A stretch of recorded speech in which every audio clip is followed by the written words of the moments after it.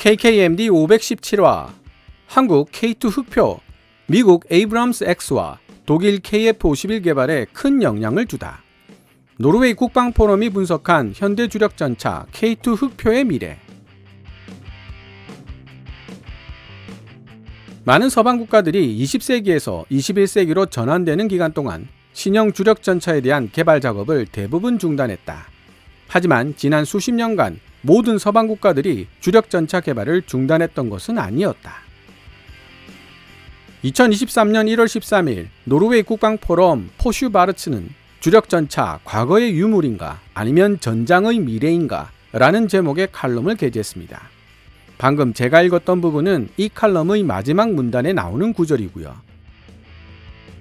냉전이 끝나고 한동안 대부분의 서구 방산 선진국들은 현대전은 전면전이 아닌 국지전이 중심이 될 가능성이 높다는 이유로, 비용 대비 효과가 떨어진다는 이유로 기갑전력의 대부분을 주력전차가 아닌 차륜형 장갑차로 대체해왔습니다. 하지만 러시아 우크라이나 전쟁이 발발하고 이후 나타나고 있는 여러 결과들이 서구 세계의 예상을 뿌리채 뒤흔들고 있습니다. 적절한 훈련을 받은 인원들에 의해 운용되고 잘 다듬어진 전술적 뒷받침을 받은 전차라면 평원 전투와 시가전을 불문하고 얼마나 무서운 위력을 지닌 무기체계가 될 수 있는지를 여과 없이 보여주었기 때문입니다. 러시아와 국경을 맞대고 있는 노르웨이의 경우 현재 사용 중인 주력전차 레오파드 2A4NO의 노후화가 심각해지고 있으며 육군 전력을 현대적으로 업그레이드 시키기 위해서는 하루빨리 신형 주력전차를 도입해야 할 필요성이 절실해지고 있습니다. 그러나 일부 노르웨이 밀리터리 매니아층과 정치권에서는 신형 주력전차 대신 미사일 전력을 보강해야 한다는 주장도 제기되고 있죠. 노르웨이 국방포럼 포슈바르츠는 이에 대해 통렬한 반론을 펼치고 있습니다. K2 흑표라는 용어를 단 한마디도 사용하지 않고 있는 칼럼이지만 내용적으로는 K2 흑표에 관한 이야기가 대부분이라고 이해해도 어색하지 않을 정도의 글입니다. 일단 기사 번역을 함께 읽어보고 이 부분에 대해 다시 한번 생각해 보도록 하겠습니다. 기사 원문은 노란색 글자로 표시됩니다. 주력전차의 발전 과정은 정체된 적이 없었다. 1980년대의 전차를 2020년대의 주력전차와 비교할 수 없다는 뜻이다. 끊임없이 발전해온 새로운 기술과 운용 개념은 주력전차의 새로운 가능성을 창출해왔다. 실제 우크라이나 전쟁의 양상은 고강도 작전의 핵심 요소로서 지상 기갑 전력이 얼마나 중요한 역할을 하는지를 잘 보여주고 있다. 지금으로부터 약 100년 전 전차가 전장에 도입되면서 지상군은 기사가 활약하던 시대 이후 찾아볼 수 없었던 강력한 화력과 우수한 장갑으로 무장한 이동수단을 얻게 되었다. 주력 전차의 이러한 강력한 화력과 장갑 능력을 보다 더 발전시키고 싶다는 생각은 지난 100년 동안 육군이 발전할 수 있는 원동력이 되었다. 간접 사격을 제공하는 화포 무기 및 대공 방어 무기들과 함께 결합된 주력 전차들은 오늘날 우리가 제병 협동부대라고 부르는 군사 조직을 만들어냈으며 서구에서는 종종 여단으로 조직된다. 제병 협동부대 Combined Arms는 2개 혹은 그 이상의 병가로 구성된 결합체로서 임무 수행을 위해 상호 지원할 수 있는 다양한 부대들로 구성됩니다. 제병 협동부대는 통상 주력전차, 보병, 공격 헬기, 야전포병, 방공포병, 그리고 공병으로 편성 및 구성되는 것이 일반적입니다. 주력전차가 그러한 제병협동여단의 일부를 구성하고 있을 때 우리는 종종 그들을 기계화여단 또는 기갑여단이라고 부른다. 노르웨이의 노드 여단은 주력전차가 여단 장갑 장비의 일부를 구성하고 있다는 점에서 기계화여단이라고 볼 수 있다. 비록 주력전차가 기계화여단에서 차지하고 있는 숫자는 그다지 많지 않지만 전통적으로 빠르게 기동하면서 두터운 장갑으로 보병들을 보호하고 현지에서 빠르게 화력을 지원하는 역할을 도맡아 소화해냈고 그 결과 지상군에 없어서는 안 될 주요 전투 시스템이 되었다. 노르웨이는 현재 육군 현대화 사업을 추진하고 있으며 신형 주력전차 조달 사업은 육군 현대화 사업 중에서도 중요도가 가장 높은 동시에 규모 역시 가장 큰 부분에 해당한다. 제1차 세계대전이 치러지는 동안 도입된 이래 주력전차와 주력전차의 운용 방식은 끊임없이 진화해 왔다. 현대의 주력전차들은 과거의 전차들과 비교해 봤을 때 더 우수한 장갑과 화력을 제공받고 있는데, 이 과정에서 서구 전차들 상당수는 전투 중량이 너무 무거워졌고 결국 그 대가로 기동성을 희생할 수밖에 없었다. 새로운 기술의 등장. 주력전차란 무엇이고 어디에 쓰이는 무기체계인지에 대한 고정관념을 바꿔야 할 시대가 되었다.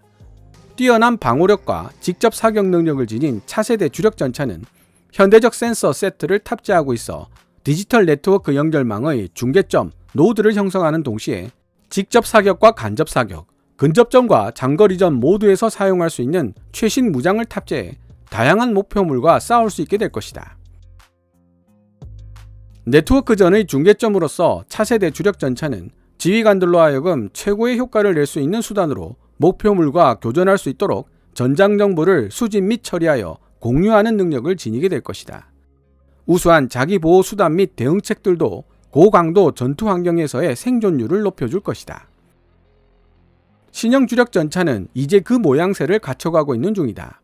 전투 중량은 가벼워지고 완벽한 디지털 인프라를 탑재하고 있으며 탑승하는 승무원 숫자가 줄어들고 기동성이 향상된다. 전차를 지키는 보호장치들은 수동적, 능동적 수단들이 조합되어 모듈로 탑재될 것이다. 새로운 기술은 새로운 기회를 제공하는 법이다. 이들 신형 기동 플랫폼은 실내에서 외부를 관찰할 수 있도록 만들어주는 다양한 센서들과 전천후로 주야를 막론하고 전차 주변을 탐색할 수 있는 무인 드론 같은 공중 솔루션들도 탑재하게 될 것이다. 이들 공중 플랫폼으로 수집된 정보는 외부 센서들과 대조되어 분석되며 신형 주력 전차는 말할 것도 없고 공동작전을 펼치는 아군 플랫폼 및 지휘본부 모두에게 자신과 적에 대한 공통 영상을 전달하게 된다. 따라서 현대전차는 육군이 추구하는 디지털 통합 전투그룹에서 그 가치를 인정받을 수 있게 된다. 디지털로 통합된 전투그룹에서는 모든 개별 구성 요소들이 제병 협동부대의 개념 아래 서로를 지켜주는 동시에 각자의 장점을 극대화시키는 것이 가능해진다. 현대적 주력전차. 전통적으로 전차에는 4명의 인원이 배치되지만 가장 현대적인 전차는 오로지 3명의 인원으로도 운용될 수 있도록 바뀌었다. 운용 인원 숫자를 줄이기 위해 현대전차는 포탑에 설치된 기존의 수동식 장전장치를 제거하고 대신 자동 장전장치를 설치할 필요가 있었다. 이러한 운용 인원 감소 덕분에 포탑은 더 소형화될 수 있고 전투 중량 또한 가벼워진다. KKMD-85와 대한민국 K2 블랙팬서 vs 미국 M1A2 에이브럼스, 어느 쪽이 더 뛰어난 전차인가 편에서 소개해드렸지만 커라에 글을 올렸던 미국의 밀리터리 매니아는 M1A2 에이브럼스에 4명의 인원이 탑승하고 수동 장전 장치를 사용한다는 점에서 오히려 K2 흑표보다 유리하다고 주장한 적이 있습니다. 예비 인원으로 활용할 수 있다는 점에서 4명이 유리하고 숙련된 인원이 사용하는 경우 수동 장전 장치가 오히려 자동 장전 장치보다 더 빠른 속도를 낼 수 있다고 주장했죠. 노르웨이 국방 포럼 포슈바르츠 포럼이 설명하고 있는 가장 현대적인 전차의 특징들은 65톤에 가까운 엄청난 전투 중량을 자랑하며 수동식 장전 장치를 탑재하고 4명의 인원을 탑승시키는 M1A2 에이브람스와는 어울리지 않습니다.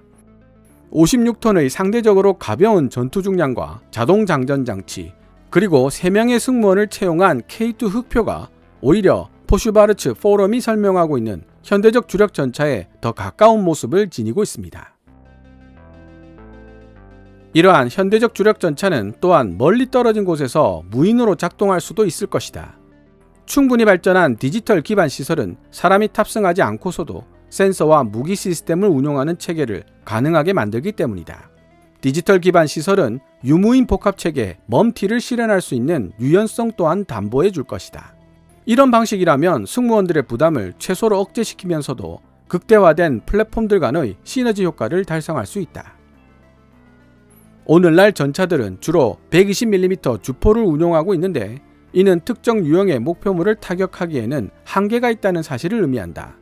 구경을 130mm로 늘리고 싶어도 늘어난 포탄의 무게 때문에 사람이 직접 장전시키는 수동 장전 방식은 더 이상 사용하기 어렵다. 하지만 자동 장전 방식을 적용한다면 이러한 문제를 해결할 수 있고 자연스레 미래의 주력 전차들은 120mm보다 더 큰 구경의 무기를 장착할 수 있게 된다. 또한 120mm 이상으로 확대된 구경의 주포를 사용하는 것은 다양한 거리에서 다양한 목표물 유형에 대해 최적화된 공격을 할 수 있는 기능을 갖추도록 설계된 신형 포탄으로 개량할 수 있는 기회 역시 제공하게 된다. 현대적 주력 전차의 방호 방책 및 인간정보 관리 시스템 HMS. 방호력을 제공할 수 있는 기동 플랫폼은 오랫동안 전차 개발의 원동력이 되어 왔다. 전통적으로 차체의 장갑을 강화하고 전투 중량을 증가시킴으로써 보다 우수한 방호력을 얻을 수 있었다. 이미 언급했듯이 새로운 기술은 새로운 기회를 창출하는데 현대 전차들은 주로 능동 보호 시스템이라는 수단을 통해 적의 포화가 자신에게 닿기 전에 공격을 무력화시키는 능력을 지니고 있다. 경이로울 정도로 줄어든 전투 중량과 새로운 추진 시스템 및 암 내장형 유기압 현수장치 ISU의 결합은 현대적 주력 전차의 기동성과 접근성을 개선시켰고 전략적 기동성과 전술적 사용성이라는 두 가지 측면 모두에서 놀라운 결과를 가져왔다. 오늘날 가장 현대적인 주력 전차에서 사용되고 있는 암 내장형 유기압 현수장치는 아직 발전의 여지가 많은 영역이다. 이 새로운 제동 시스템은 주력 전차 차체를 관통하고 있는 토션바 시스템을 대체하고 있으며 차체 내부 공간을 더 많이 확보하고 주력 전차에 탑승하고 있는 사람의 피로도를 크게 줄여준다. 디지털 방식으로 제어되는 암 내장형 유기압 현수장치는 차체의 안정성을 크게 향상시키며 기동하면서 사격하는 경우 높은 명중률을 자랑하는 동시에 인간정보 관리 시스템 HMS 차원에서 크게 개선된 차체 내부 전투 환경을 제공한다.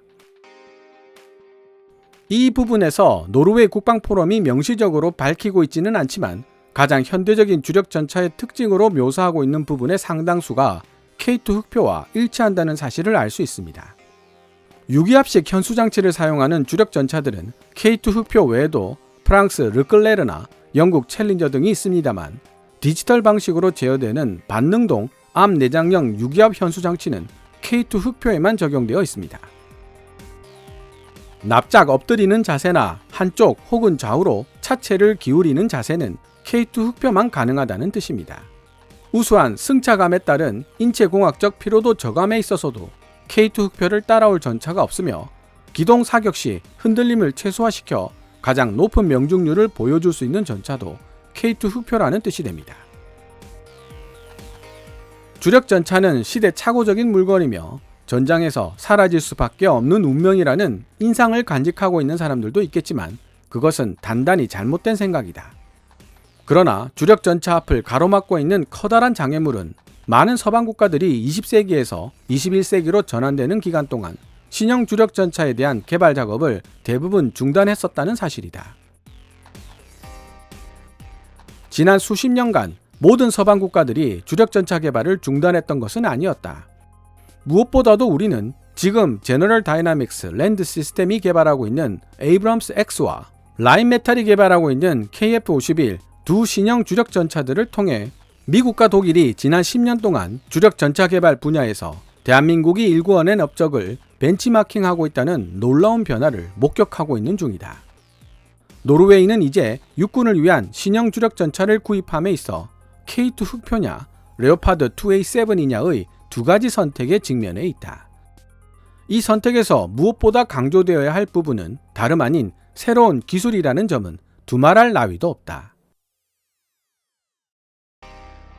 지금까지 2023년 1월 13일 노르웨이 국방포럼이 게재한 주력 전차 과거의 유물인가 아니면 전장의 미래인가 라는 제목의 칼럼을 번역해 보았습니다. 미국의 군사 전문지 워리어 메이븐이 꼽은 세계 최고의 주력 전차 탑10 순위를 살펴보면 독일 KF-51 판터와 미국 M1A2 에이브럼스 그리고 러시아의 T-14 아르마타가 상위권을 차지하고 있습니다. 그 다음으로 등장하는 것이 바로 대한민국의 주력 전차 K2 흑표이고요. 전통의 전차 강국 독일에서 만든 최신형 전차 KF-51 판터가 세계에서 가장 자주 업그레이드되는 전차인 동시에 실전 경험도 가장 풍부한 미국 M1A2 에이브럼스의 최신작 에이브럼스 X와 더불어 세계 최강의 전차들로 손꼽히는 것은 어쩌면 당연하다고 볼 수 있습니다. 하지만 여기에는 잘 보지 않으면 찾아내기 어려운 몇 가지 숨은 함정들도 존재합니다. M1A2 에이브럼스의 경우 장갑재와 관통자에 쓰이는 감손 우라늄이 중요한 요소가 되는데요. 흔히 열화 우라늄이라고도 불리는 감손 우라늄은 원자량이 커 밀도가 대단히 높은 물질입니다. 무겁기 때문에 전투 중량을 증가시킨다는 단점은 있지만 같은 전차 장갑재 및 관통자로 쓰이는 텅스텐보다 2배 이상의 방어 및 공격 효과를 자랑합니다. 게다가 핵연료 재처리 과정에서 발생하는 감손 우라늄은 일종의 폐기물이기 때문에 텅스텐보다 가격도 훨씬 저렴하고 대단히 높은 밀도 때문에 납보다 더 우수한 방사능 차폐 성능을 자랑합니다. 이렇게 우수한 M1A2 에이브럼스이지만 문제는 해외 수출형에 이런 감손 우라늄 장갑재와 관통자를 사용하지 않는다는 데 있습니다. 노르웨이 국방포럼 칼럼에서도 지적하고 있지만 감손 우라늄을 사용하지 않은 해외 수출형 M1A2 에이브럼스는 K2 흑표보다 특출나게 뛰어나다고 볼 요소가 많지 않습니다. 능동 보호 시스템과 최첨단 전자장비를 풀옵션으로 장착한 K2 흑표의 가격이 대략 120억에서 150억 사이로 예상되고 있는데요. 예정대로 폴란드에 1,000대 가까이 수출이 된다면 규모의 경제로 인해 K2 흑표의 가격은 지금보다 훨씬 더 떨어질 개연성이 높습니다. 이와는 반대로 해외 수출형 M1A2 에이브럼스의 가격은 200억 이상인 것으로 알려지고 있는데요. 기술 이전과 현지 생산에 있어 K2 흑표보다 훨씬 더 깐깐한 조건을 제시하고 있는 것은 말할 것도 없습니다. 노르웨이에 제한되고 있는 독일 레오파드 2A7 플러스의 풀옵션 가격 역시 300억에 가까울 것으로 전문가들은 예상하고 있습니다. 해외 수출형 M1A2 에이브럼스와 마찬가지로 기술 이전과 현지 생산의 까다로운 조건을 내걸고 있습니다. 독일의 차기 전차 KF-51은 아직 개발이 끝나지 않은 만큼 베일에 가려진 부분이 많고 무엇보다 레오파드 2A7 플러스 사례에서도 알 수 있듯이 제대로 된 가성비를 실현할 수 있을지에 대한 의문이 많습니다. 결국 현재 해외 구매자들이 선택할 수 있는 예산 범위 내 옵션은 1. 해외 수출형 M1A2 에이브럼스 2. 독일 레오파드 2A7 플러스 3. 대한민국 K2 흑표가 되는 것입니다. 폴란드가 왜 해외 수출형 M1A2 에이브럼스가 아니라 K2 흑표를 1,000대 가까이 조달하기로 했는지 그 이유를 알 수 있게 해주는 노르웨이 국방포럼의 칼럼이었습니다. 물론 노르웨이의 선택은 K2 흑표가 되어야 할 것이냐 아니면 레오파드 2A7이 되어야 할 것이냐 라는 질문에 대한 대답도 함께 해주고 있습니다. KKMD에서 준비한 내용은 여기까지입니다. 방송되었던 내용들은 KKMD 공식 블로그 kkmdtstory.com에서도 만나보실 수 있으니 구글 검색창에서 KKMD를 검색해 보시기 바랍니다. KKMD는 여러분들께서 챙겨봐 주시는 광고 수익으로 운영되고 있으며 영상 제작을 지원하고 싶다면 후원 멤버로 가입해 주시면 됩니다. 지금까지 시청해 주셔서 감사합니다. Kevin's Military Channel KKMD